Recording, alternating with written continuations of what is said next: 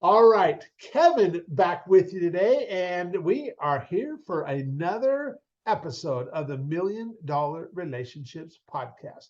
And today I'm here with Kevin Cassidy. Kevin, welcome, man. So awesome to have you here. Yeah, thanks for having me. I'm excited to get this going. Yeah, and it's funny. I was telling my wife, I was like, honey, I was like, today I get to interview a Hollywood superstar, a guy who oh, now I'm just having a brain fart here, a stunt guy, a Hollywood stunt guy, and I she was heading out the door, and she was like, what?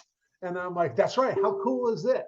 And so I am, and then of course we were talking a little bit before we hit the record button in here, and man, I am really excited to hear your story. And I just want to give a little bit of context here. You and I met because there's this guy, Andrew Ailman, and I am on his email list, and I've been there for a while, but uh, I have found a number of amazing podcast guests for this show through Andrew. So I was kind of, Andrew, I don't know if you'll ever see this episode or not, but I just want to give a shout out to you because I have been the beneficiary of just your email list, and being there and being on the recipient side of that has been extremely valuable for me. So I just want to give you a shout out for that. And Kevin, is that's how I found out about you. And then I checked out your one pager through Andrew, and I'm like, man, I really like what this guy stands for. Let me see if I can reach out, if he'd be interested in doing an interview. And here we are. Here And we are. That's simple. yeah. So what I'd like to do is just kind of start off by having you share a little bit about your background. What you're doing now, who you serve, what inspires you to do what you do, and just give us a little bit of context and let us know, who is Kevin Cassidy. Uh, thanks for having me and all that. I Sure. hope you set the bar too high with your wife because I don't want to disappoint. But um, so yeah, I am Kevin Cassidy. I used to be a Hollywood stuntman for almost 18 years. That was my career and my path and my passion, and had a great time. Worked on some huge movies, a bunch of Marvel movies, and got to work with Adam Sandler and Burt Reynolds, and I mean the list, Angelina Jolie and Mark Wahlberg, and so I had a really cool experience in that career. Before that, we can work backwards. I was a teacher in Baltimore City, Maryland. I was a minor league baseball player.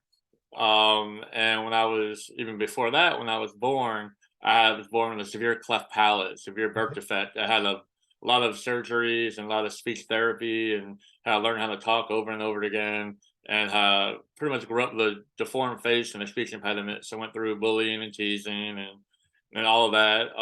Was a good athlete, played college baseball, uh, got wrongfully arrested in college, went to jail for a little bit, got Wow. released. That all got expunged. I got kicked out of college, lost all my pro status, ended up playing very low level minor league baseball, went and became a teacher, played slam ball, full contact basketball and trampolines. I was on TV for a couple of Oh years. It was a yeah. fun, crazy sport. That shipped me to LA.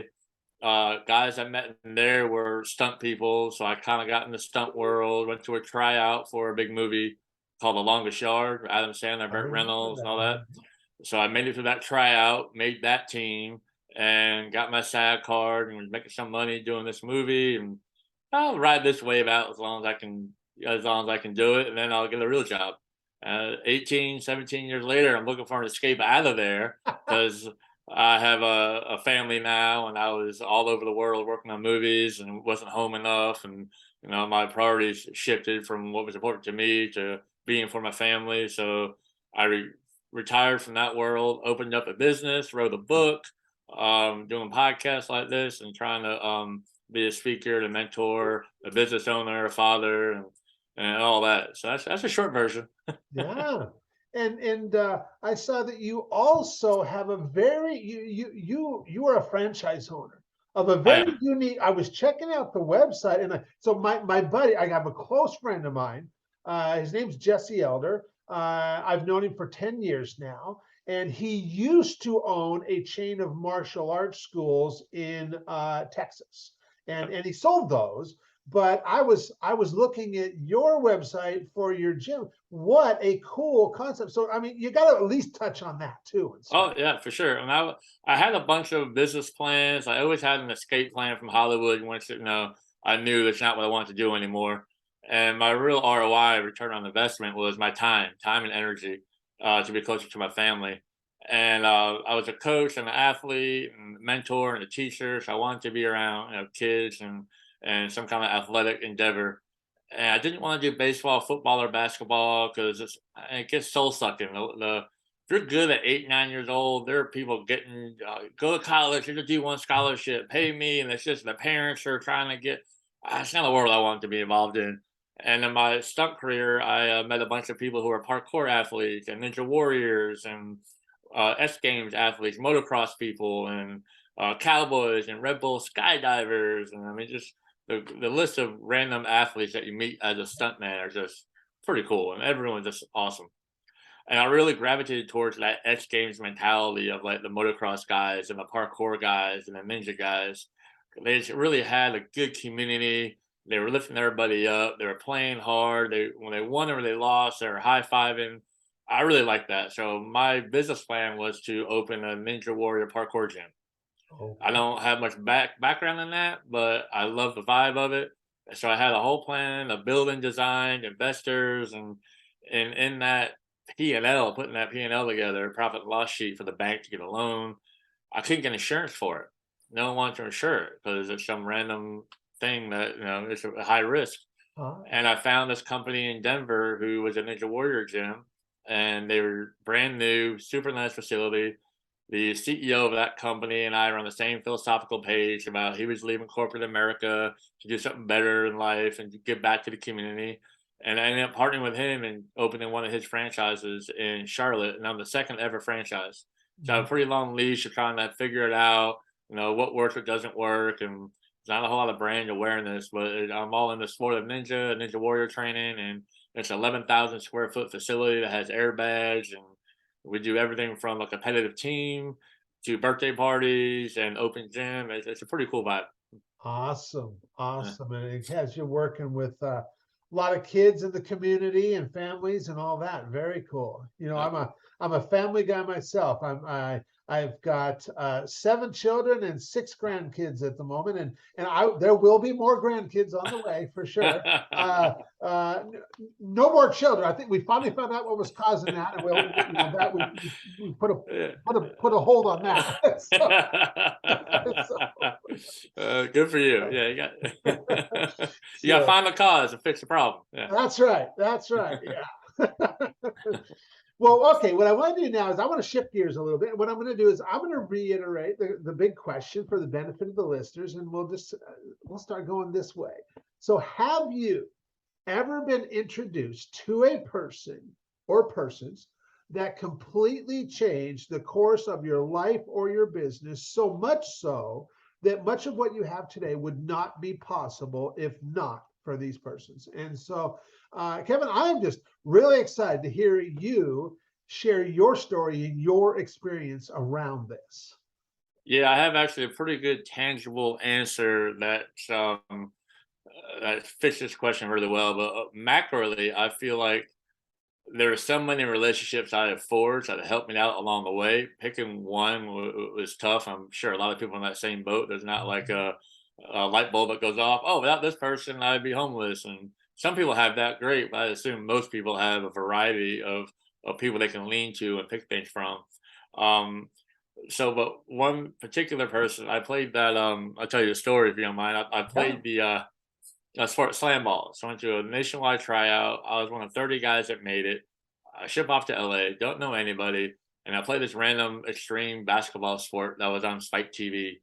Um, and one of the women that was our athletic trainers, taping ankles, and became friends and was there every day in the gym as we're training. It was about, I think we were there for 4 or 5 months doing the sport, practicing and Okay. playing the season. And cut to a year later, I'm at a tryout for The Longest Yard, the football movie, Adam Sandler, Burt Reynolds. And it's a big, I don't know, 500 people show up, and everybody at this tryout had pro football experience. I did not. I didn't even play in college. I could have played in college. I chose baseball instead. And so we're running a 40, we're doing an NFL combine to make this movie. And I'm like, I can't compete with these guys. They're playing arena football. They're just got out of SC, Southern California. These are legit football players. And every day they had a cut. Every day I wasn't cut. And I come to the last cut and I make it. I was like, there's no way I should have made this team. These guys are what I mean, I'm a big ugly guy, so I kind of fit that role in the movie. So maybe that helped me a little bit. But so come to find out the guy hiring used to be a slam ball coach before I was in the sport. Didn't know him, had never interacted with him. But his assistant was this woman who was the athletic trainer who I'd interacted with for 4 or 5 months, and that was it. We weren't great friends, and behind the scenes, she was telling her boss, "Hey, you want this guy? This is the guy you want to make this team. He's going to show up on time. He's going to be hardworking. He's going to hit his mark." And she had done football movies before, so she knew that the 40 time wasn't as important as being in the right spot at the right time for the director and for the the whole cohesiveness of a movie. It's not real football. I know where you're going. I have to be there with you. It's choreographed. So she and the coach was not super happy. He's like, okay, if you want to vouch for him, I'll let him come, but he'll only come to the scenes in the movie that are filmed in Santa Fe, New Mexico, or if you've seen the movie, we're in the jail cells, we're all practicing against each other. And then another big scene in the movie is when we actually play the final game against the guards. Uh-huh. They're two separate worlds of this movie. He said, I'll let you come to the Mexico piece, and then I'm going to replace you with a better player when we get to back to LA to do the other scene. I'm like, that's fine with me. I don't have a job right now, so I'll go to New Mexico. Thank you. And by the end of that New Mexico trip, I had solidified myself, and he didn't let me go. I stayed on, and I've done a couple more movies with him since. And but the only reason I got that made that, and then from there, I was a Hollywood stuntman for 18 years, make a lot Wow. of money, traveling all over the world. And I may have never gotten a SAG card. I may have never gotten into, definitely wouldn't have gotten into that movie. I wasn't good enough Mhm. without this woman vouching for me behind the scenes. I didn't even Wow. know she was doing, and I didn't know I had a relationship deep enough with her to even do that. Yeah. So back to your question, that was definitely a relationship that changed the course of my life. Yeah. But I think the relationship with myself that I had, the confidence I have in myself, and putting myself out there, being nice to everybody, showing up on time, all the little interactions I had with this woman, I didn't even know was happening because of the kind of person I am, led to that. So I think the relationship I have with myself that gets pushed outward to other people is the most important relationship I have that led to my success of Totally. situations like this. So if that makes sense. Yeah, absolutely, 100%. And yeah, I mean, it's the way that we show up that I mean, one of the early interviews I did for this podcast was this guy Nick Lucas, and from the time Nick and I met until the time we did the interview for this podcast, it was probably about a 6 year, 7 year span, and and I hadn't talked to him in most of that time, but yet he reminded me. He's like, Kevin, you know where we first met at Kevin's mastermind group and all that. And he's like, I will never forget that conversation that we had there at Kevin's place in Vegas and how you made me feel as a result of that conversation. And I will tell you, Kevin, when Nick shared that with me, that was a conversation that took place 5 years ago plus. I did not specifically remember that conversation or what we spoke about during that. And so to have him come back and say, hey, man, I'll never forget how you made me feel. And so when you reached out to me wanting to do this interview, I'm like, heck yeah, I'll do the interview with you. And you know what, when we just show up as ourselves and when we just treat other people like we would want to be treated, and like you said, show up on time, do what we say we're going to do, just simple things like, and you know what, we don't have to do a whole lot to raise the bar above what people are used to experiencing. It doesn't take much. It doesn't No, take much.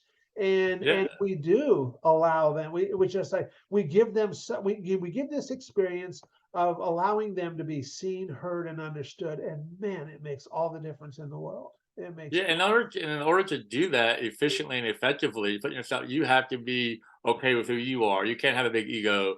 You can't be lazy. You got to figure yourself out first to put your best version of yourself out into the world to be interacted with.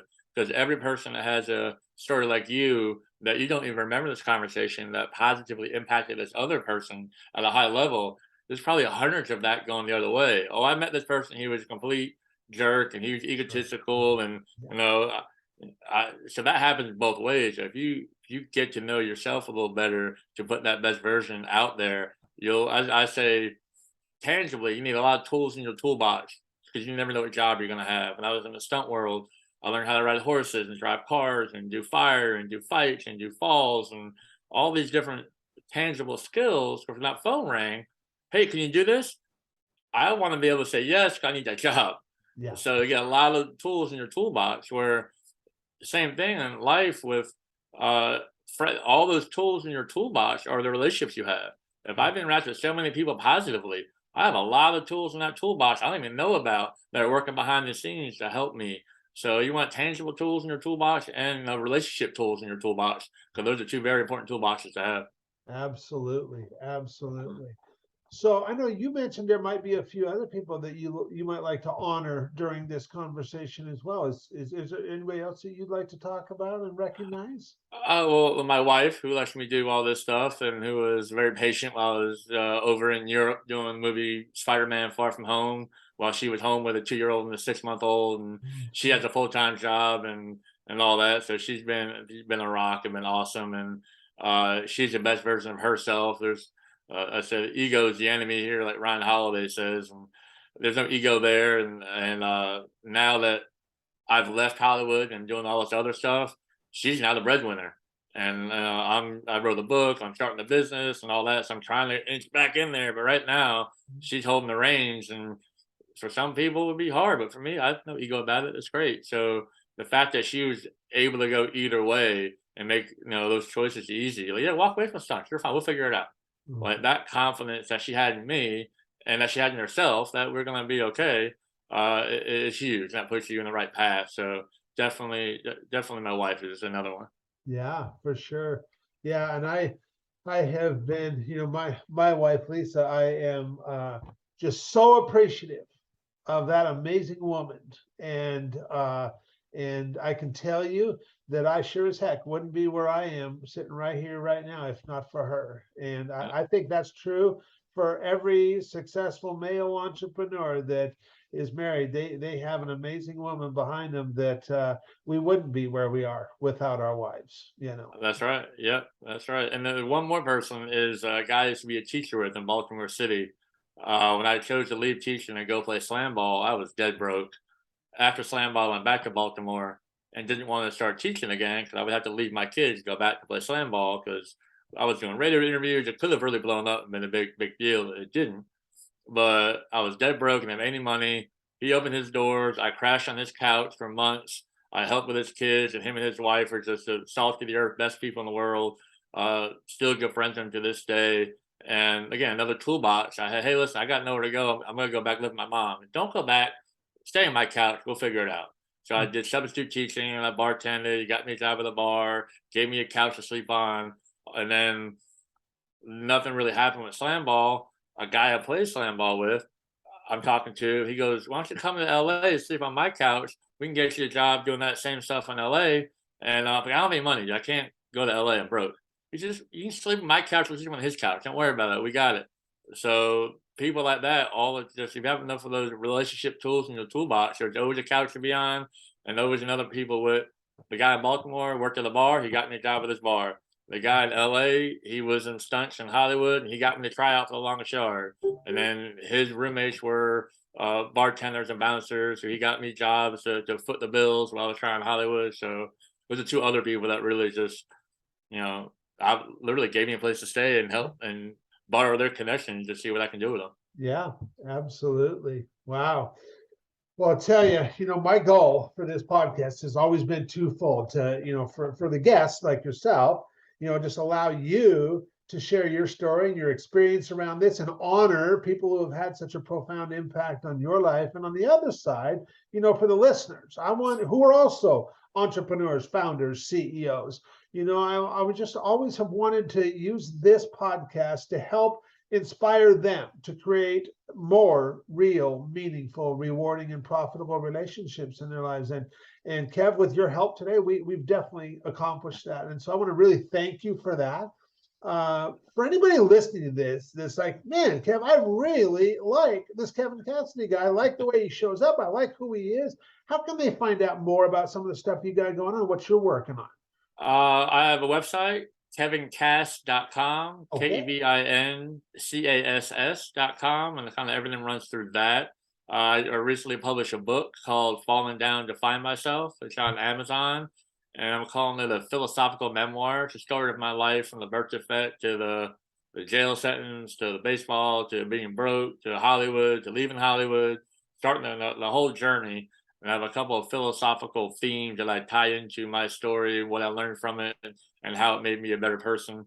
The big thing in there is who you are matters more than what you are. Your character, all the things that got me vouched for, The Longest Yard, I got that movie, was way more important than what I was, a slam ball player, or I ran a 4.240, or so the who over what is it's not a new theme. It's I say if you want a new idea, read an old book. These things have been around before, it's just a different spin on it. And I kind of put my life story in the context of that and a couple other philosophical themes throughout that book, which I'm excited about, and I'm sharing that with the world. It was published about a week and a half ago. Wow. Uh, Very cool. so, and it's a short read, it's like 150 pages, and I want to do it in a way where a school could buy like 50 copies. Kids can read it over a couple of weeks, and I go speak at that school.